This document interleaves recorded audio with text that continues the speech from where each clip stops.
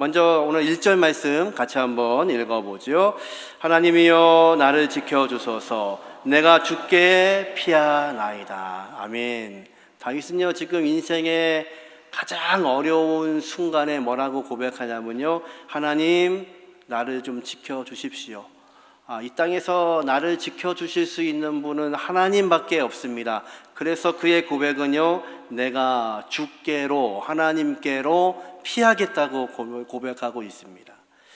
이 한 해 참 열심히 살아오셨는데 힘드셨죠. 이 한 해에 우리에게도 어려움이 있고 다윗이 경험하는 것처럼 고통이 우리에게도 있었습니다. 여러분은 이 한 해 동안에 그 어려움이 있을 때마다 누구에게 피하셨나요? 내가 힘을 다해줄 수 있는 누군가를 찾으셨나요? 아니면 내 인생의 이 문제를 해결할 수 있는 물질을 찾아다니셨나요? 다윗은 뭐라고 고백하냐면, 내가 이 어려운 순간에 하나님을 향하여서 주께 피하겠다고 고백합니다. 다윗의 모든 시편들이 대부분 그렇지만 공통점이 하나 있는데요, 다윗은 어떤 문제가 생기면 문제를 보고 고통스러워하는 것이 아니라 문제에 앞서서 전능하신 하나님을 바라봤던 귀한 사람입니다.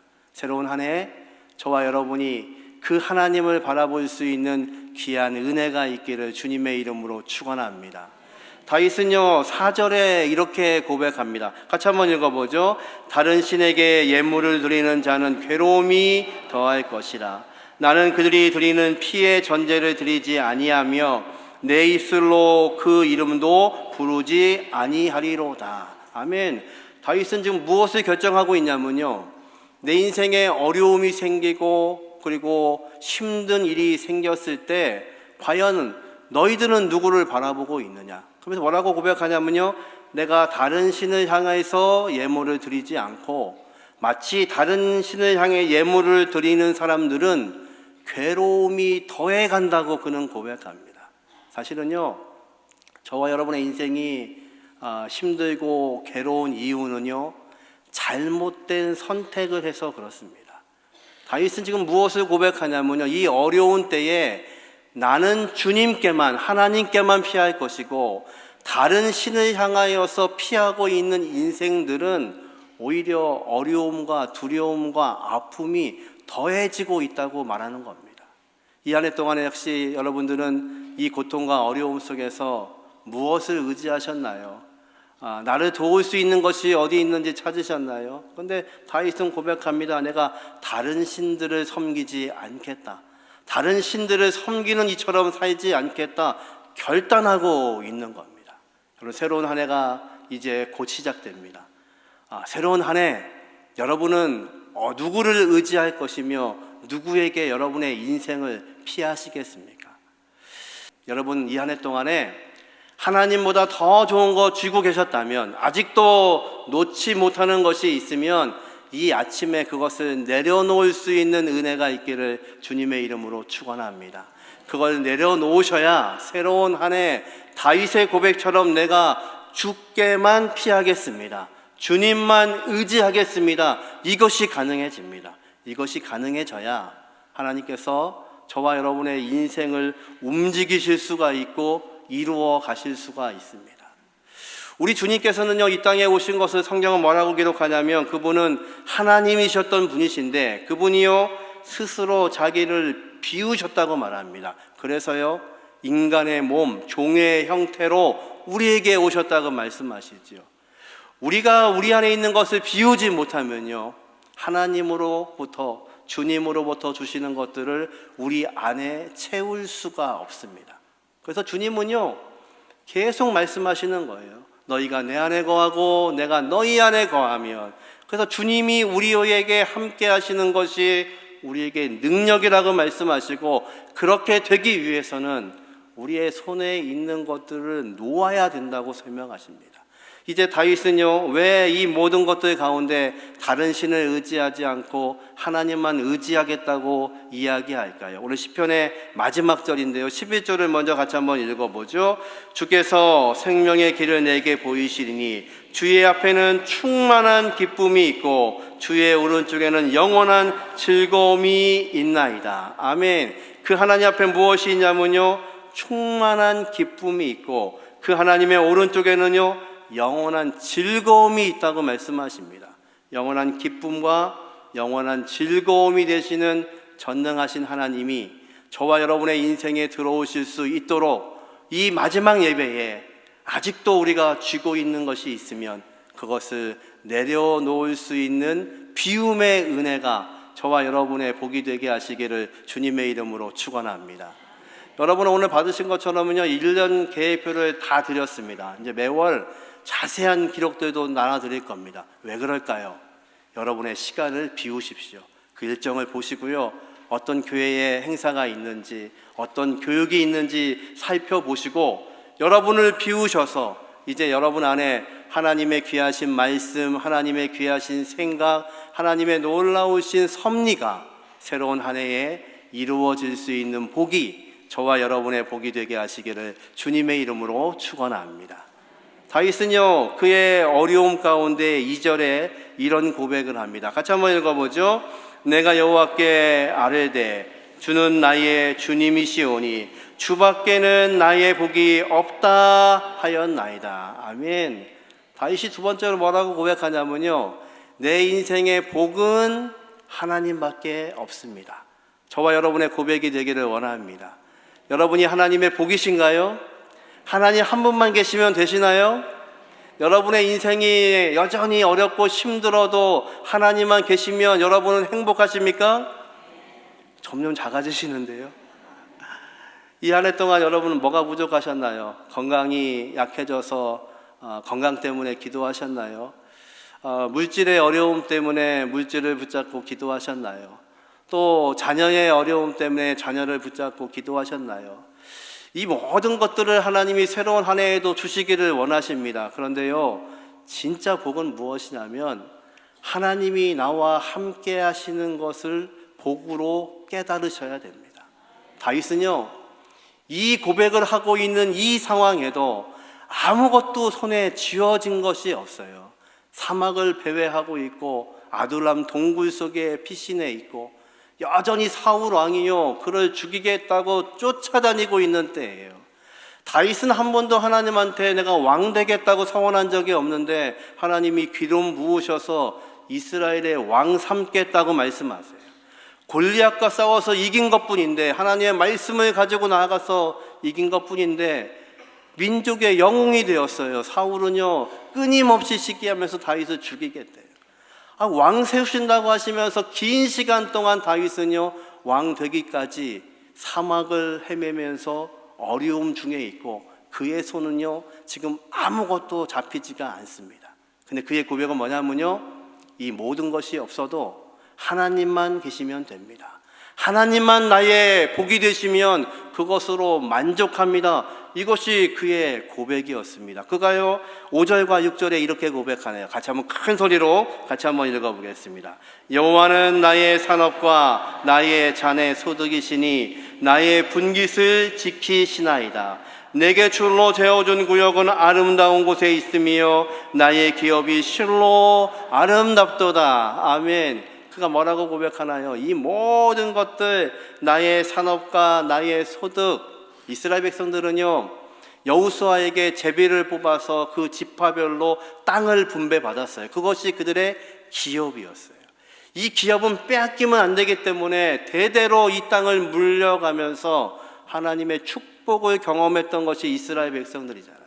다윗이 뭐라고 고백하나요?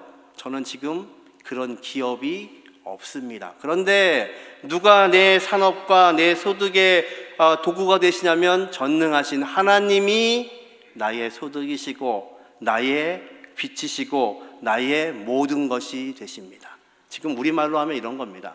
하나님이 제 예금 통장입니다. 하나님이 제 연금이십니다. 하나님만 계시면 됩니다. 아무것도 없어도 하나님만 계시다면 나는 이 아침에 행복합니다. 이것이 다윗의 고백입니다. 여러분 그러실 수 있으신가요? 1년 동안에 여러분이 그토록 기도하던 그 기도의 제목들 건강이 회복되는 것, 물질이 회복되는 것, 내 삶이 회복되는 것, 이 모든 것이 복이지만 사실은 하나님 한 분만 계시면 복이라는 이 고백을 할 수 있어야 하나님이 저와 여러분의 인생에 들어가셔서 개입하실 수가 있고 저와 여러분을 이끄실 수 있다는 것을 믿으시기를 주님의 이름으로 축원합니다. 다윗은요, 지금 아무것도 없습니다. 그런데 하나님만 계시면 된다고 그는 고백합니다. 그러면서요 7절에 이런 고백을 하네요. 같이 한번 읽어볼까요? 나를 훈계하신 여호와를 송축할지라 밤마다 내 양심이 나를 교훈하도다. 하나님이 나를 훈계하신답니다. 다윗이 무슨 얘기를 하고 싶은 거냐면요, 지금 하나님이 나를 책망하시는 것도 복이라는 거예요. 하나님이 왜 책망하시는 게 복일까요? 나를 사랑하시니까 책망하시는 거예요. 다윗이요, 밧세바의 아내와 동침하고 범죄한 사실을 나단 선지자가 이야기하죠. 어떤 사람 집에 양이 한 마리밖에 없는 집이 있고 100마리 양이 있는 사람이 있는데 이 부자가 한 마리밖에 없는 그 양을 취해서 자신들의 손님을 대접했습니다. 다윗이 그 말을 듣더니요, 그런 자는 반드시 죽여야 된다고 이야기하죠. 나단이 이야기합니다. 당신입니다. 그 순간에요, 엎드려서 울었던 것이 다윗입니다. 예, 제가 죄인입니다. 하나님의 말씀 앞에서, 그 훈계 앞에서 자신의 삶을 돌이켜봤던 것이 다윗이지요. 근데 다윗은 고백하는 거예요. 이렇게 하나님이 훈계하시는 것도 복입니다. 하나님, 내 광야의 삶도 하나님의 것입니다. 왜냐하면 하나님이 이 모든 것을 줄로 재워 주셨으니까요. 그러니까 여러분, 지난 한 해에 여러분의 삶 가운데 있었던 많은 아픔들이 있으시죠. 몸이 병들어가고 힘들어지고 물질이 없어지기도 하고 관계가 깨어지기도 하고. 그런데 여러분, 다윗의 고백대로 한다면요, 이 모든 것도요, 누가 주신 거라고요? 하나님이 줄로 재워주신 거예요. 그러니까 다윗은 뭐라고 고백하냐면요, 하나님 나에게 복 주시고 나에게 채우시고 내가 높아지고 왕이 되고 전쟁에 승리하고 그것만이 복이 아니라 하나님이 내게 주시는 모든 것은, 나를 책망하시는 그 한 가지도, 내가 땅바닥에 엎드려지는 것도, 내가 광야를 헤매는 것도, 이 모든 것이 하나님이 주신 것이라면 이것은 감사이고 기쁨입니다. 이것이 다윗의 고백이었습니다. 새로운 한 해, 저와 여러분이 어떤 인생을 살아갈지 우리는 모릅니다. 우리에게 어떤 일이 닥칠지 우리는 알지 못합니다. 그런데 전능하신 하나님은요, 저와 여러분의 새로운 한 해, 우리가 걸어가야 될 그 길을 아시는 분이 전능하신 하나님이십니다. 그러기에요, 저와 여러분이 이 아침에 고백이 다윗의 고백이 되기를 원합니다. 주밖에는 나의 복이 없습니다. 하나님만 나의 복이 되시면 됩니다. 하나님만 나와 함께 하시면 됩니다. 그러면 내가 주님 앞에 의지함으로 하나님 계획하시는 것들이 내 인생을 통해 이루게 하여 주옵소서. 그렇게 고백할 수 있는 우리 모두가 될 수 있기를 주님의 이름으로 축원합니다. 다윗은 이제 마지막으로요 8절에 이런 고백을 합니다. 같이 한번 읽어보죠. 내가 여호와를 항상 내 앞에 모심이요 그가 나의 오른쪽에 계심으로 내가 흔들리지 아니하리로다. 아멘. 지금 믹담의 삶을 살고 있습니다. 마치 나를 덮은 것 같은 어두움 속에서 살고 있습니다. 숨 쉴 수도 없는 환경 가운데 있습니다. 어쩌면 다윗은요, 이 믹담의 시들요 아둘람 동굴에 기록하면서 그 긴 밤을 지냈는지 모릅니다. 마치 그 동굴 속에 기록하고 있는 이 시편이 자신의 신비에 기록하고 있는 거예요. 근데 뭐라고 고백하냐면요, 하나님이 항상 내 앞에 계십니다. 그리고 하나님이 내 오른쪽에 항상 계시기 때문에 내가 흔들리지를 않습니다. 여러분, 우리가 흔들리지 않는 방법은요, 물질이 많아서가 아니고요, 건강해서가 아니고요, 지위가 높아서가 아니라는 것을 기억하셔야 돼요. 우리가 흔들리지 않는 이유는 한 가지입니다. 하나님이 함께 하시기 때문입니다. 여러분이 원하고 있는 그 모든 것들이요, 물질도 많아지고 건강해지고 지위도 높아지고 자녀들에게 아무런 문제가 없고, 그런데도 불구하고 하나님이 안 계시면요, 여러분 어떤 걸 선택하시겠어요? 어려우시지요? 하나님 안 계셔도 그것들이 이루어지면 좋으시겠죠. 이게 우리의 유혹입니다. 근데 다윗은 분명하게 얘기합니다. 내 인생을 살아보니, 내 인생을 지나고 보니 이 모든 것들이 다 있어도 하나님이 안 계시면 아무 소용이 없다는 겁니다. 사도 바울이 고백하죠. 내가 주를 알고 났더니요, 내가 알고 있던 학문도 지위도 로마의 시민권도 마치 배설물과 같더라. 마치 똥 같은 존재이더라. 그래서 내가 그것을 바라보지 않고 목숨을 다하여 예수 그리스도의 복음을 위하여 뛰어가겠다는 것이 바울의 고백이었잖아요. 저와 여러분, 새로운 한 해 우리 하나님께서 이 고백처럼 되게 하시는 은혜가 있기를 주님의 이름으로 축원합니다. 다윗은요, 언제나 하나님이 내 앞에 계시는 것을 경험했던 사람이에요. 다윗의 시기 중에 그런 시들이 있어요. 내가 성전에서 주를 뵙습니다. 그런데 그 시편에 기록된 시간을 보면 성전에 있을 때가 아닙니다. 아들에게 반란으로 쫓겨서 예루살렘을 떠나 광야에 있을 때 지은 시입니다.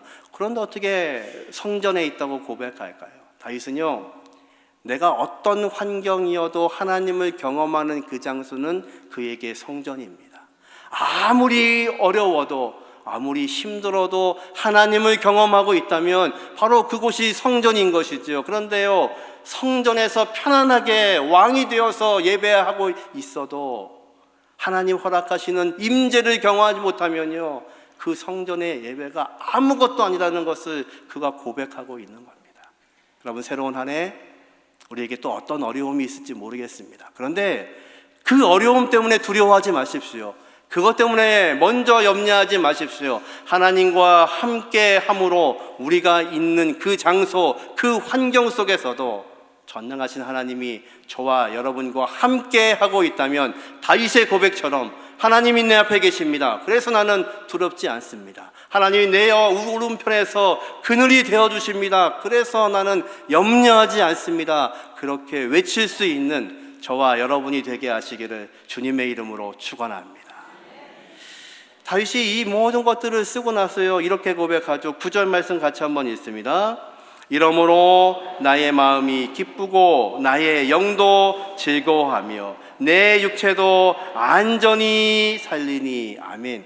누가 내 앞에 계시니까요? 하나님이 앞에 계시니까요. 예, 이게 인생의 순서입니다. 하나님이 내 앞에 계시면, 하나님이 내 오른편에 계시다는 것을 경험하고 나면 이제 우리의 인생의 문제를 하나님이 풀어가시죠. 나의 마음이 기쁘고 나의 영도 즐거워하며 내 육체도 안전히 살리니. 사실은 우리 이것 때문에 기도하는 거잖아요. 하나님, 마음이 좀 심란합니다. 내 마음을 안정시켜 주십시오. 내 육체가 약합니다. 이 문제를 하나님 해결해 주십시오. 그런데요, 순서가 어떻게 된다고요? 하나님이 내 앞에 계시는 것을 경험하면 그것이 먼저입니다. 그러면 우리 앞에 계시는, 우리와 동행하시는 그 하나님께서요, 우리의 인생의 모든 것을 통전적으로 인도하시는 분이 전능하신 하나님이십니다. 새로운 한 해 이것을 경험할 수 있기를 주님의 이름으로 축원합니다. 올해 한 해를 사시면서 그런 경험 없으셨나요? 이러다가 죽을 것 같다. 우리는 그걸 경험하죠. 인생이 한계가 있는 것이 우리 인생이기 때문에 어떤 막다른 골목에 다다르면 죽을 것 같다, 죽고 싶다, 그런 생각들을 우리도 하고 세상도 합니다. 다윗도 지금 이 시편을 기록하면서 그런 생각을 했던 것 같아요. 내가 죽으면 어떻게 될까? 다윗이 뭐라고 고백하나 볼까요? 10절 말씀 같이 읽습니다. 이제 주께서 내 영혼을 스올에 버리지 아니하시며 주의 거룩한 자를 멸망시키지 않으실 것임이니이다. 아멘. 그가 말합니다. 내가 죽더라도 하나님께서는요, 이 거룩한 하나님의 백성들을 멸망시키지 않으실 것이다. 원어대로 읽으면 이런 겁니다. 내가 죽더라도 하나님이 썩지 않게 하실 것이다. 아니, 사람이 죽으면 당연히 썩는데요, 지금 어떻게 썩지 않을 것을 이야기할까요? 다윗은요, 이 고백을 통하여서 하나님의 귀하신 백성, 그리고 자신의 후손으로 오실 예수 그리스도의 부활의 영광을 이렇게 표현하고 있는 겁니다. 그래서요, 사도행전 2장에 보면 베드로가 성령의 감동을 받아 설교할 때에 이 시편 구절을 인용합니다. 우리 조상 다윗이 그렇게 노래하지 않았느냐? 그가 죽더라도 썩지 않을 것으로 살 것을 이야기했는데 바로 예수 그리스도께서 그렇게 죽지 않으시고 부활하셨다고 고백하기 시작합니다. 놀랍게도요, 다윗은 내 인생의 고백을 하고 있어요. 이 힘든 가운데 혹시라도 내가 죽을지언정 하나님은 나와 함께 하실 것이고 내가 썩지 않게 하실 거야. 그렇게 간절한 고백을 하고 있는데요, 하나님은 이 고백을 받으셔서 그의 후손으로 오시는 예수 그리스도의 부활의 영광을 예표로 삼아 놓으신 거예요. 얼마나 감사한가요? 어쩌면 저와 여러분의 이 고난과 어려움 속에서 고백하고 있는 이 고백을요, 하나님은 그냥 듣지 않으시고 다윗의 영광을 보고 있는 것처럼, 다윗이 예수 그리스도의 영광을 미리 보고 있는 것처럼 저와 여러분에게 보여주시게 하시는 그런 시간들이 있기를 주님의 이름으로 축원합니다. 그러면 우리가 겪고 있는 이 고난도요, 이 아픔도요, 모든 것이 하나님께 드릴 수 있는 열매이고 하나님의 영광인 것을 믿으시기를 주님의 이름으로 축원합니다. 새로운 한 해요, 우리가 이런 것들을 경험할 수 있기를 주님의 이름으로 축원합니다. 우리의 고통이 변하여서 열매가 되었습니다. 그 열매를 하나님께 영광으로 드립니다. 하나님, 우리를 사랑하게 하셨는데 그 사랑이 기쁨이 되었습니다. 하나님, 나에게 주신 그 말씀이 내 삶의 흔적이 되었습니다. 지금 이 얘기하고 있는 겁니다. 다 내년에 해야 될 우리의 표어를 제가 설명하고 있는 겁니다. 아무도 감동이 없으시군요. 새로운 한 해 우리의 표어처럼 하나님이 저와 여러분의 인생을 움직여 가시기를 주님의 이름으로 축원합니다. 그래서 하나님의 백성은요, 고난이 있어도 좌절하지 않습니다. 실패가 있어도 넘어지지는 않습니다. 우리에게 고통은 있어도 하나님께 영광 돌리는 것이 하나님의 귀한 백성들입니다. 다윗은 이제 11절에 마지막으로 다시 한번 이렇게 고백합니다. 11절 같이 한번 읽어보죠. 주께서 생명의 길을 내게 보이시리니 주의 앞에는 충만한 기쁨이 있고 주의 오른쪽에는 영원한 즐거움이 있나이다. 아멘. 우리의 생명의 길을 인도하실 전능하신 하나님께서 우리 대형의 모든 가족들을 새로운 한 해에도 그 생명의 길로 인도해 가시는 귀한 복이 있기를 주님의 이름으로 축원합니다. 이제 오늘 마지막 날을 보내고 있고 내일도 새로운 한 해를 우리가 맞이합니다. 우리가 하나님 앞에 무릎 꿇음으로 함께하여 주시고 오늘 저녁에도 함께 나오셔서 또 송년 음악회 들으시고 또 송구 영신 예배로 하나님께 영광 돌리시면서 이 한 해를 잘 마무리하고 새로운 한 해를 열게 하시는 귀한 복이 있기를 주님의 이름으로 축원합니다.